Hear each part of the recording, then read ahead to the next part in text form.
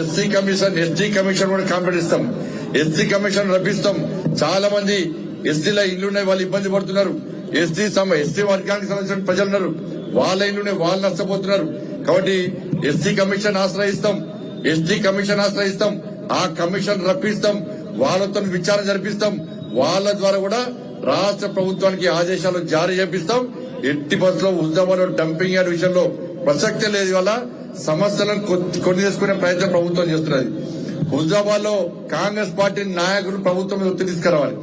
మేము ఎవరికి వ్యతిరేకం కాదు, అందరు కలిసి రండి పార్టీలకు అతీతంగా ఉద్యమం చేయడానికి మేము సిద్ధంగా ఉన్నాం. కానీ టెంట్లేసి బీజేపీని తిట్టి, బీజేపీ నాయకులను తిట్టి, ఎవడో ఇంకోని తిడితే ఇలా మా ఉద్యమం ఏంటో మేము చూపడుతున్నాం. ఇలా మొన్న మా కార్యకర్తలందరూ రోడ్డు మీకెక్కి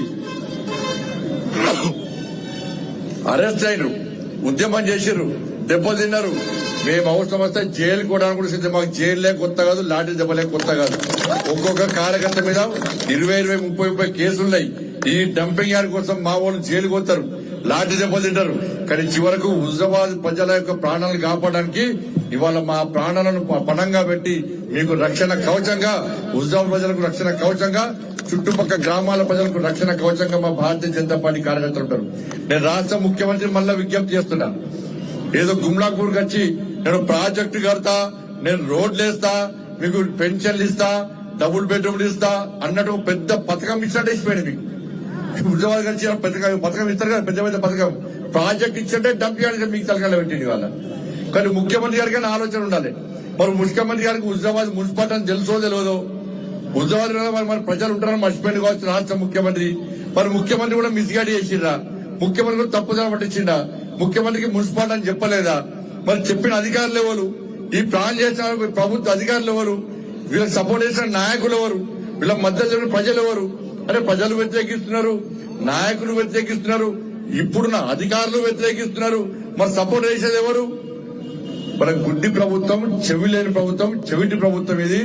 కనీసం ఇంగిత అవగాహన లేకుండా, జ్ఞానం లేకుండా, బుద్ధి లేకుండా, సిగ్గు లేకుండా ఇలా ప్రజలు నివసించే ప్రాంతంలో డంపింగ్ యార్డ్ పెడితే ప్రజలు ఎట్లా బతుకుతారు, ప్రజలు ఎట్లా ముందుకు పోతారన్న విషయాన్ని కనీసం ఆలోచించకుండా ఇలా మూర్ఖంగా వివరించిందంటే ఇవాళ హుజాబాద్ ప్రజల్లో కూడా చైతన్యం ఉందా లేదా అని ప్రభుత్వం ఆలోచిస్తుంది కదా.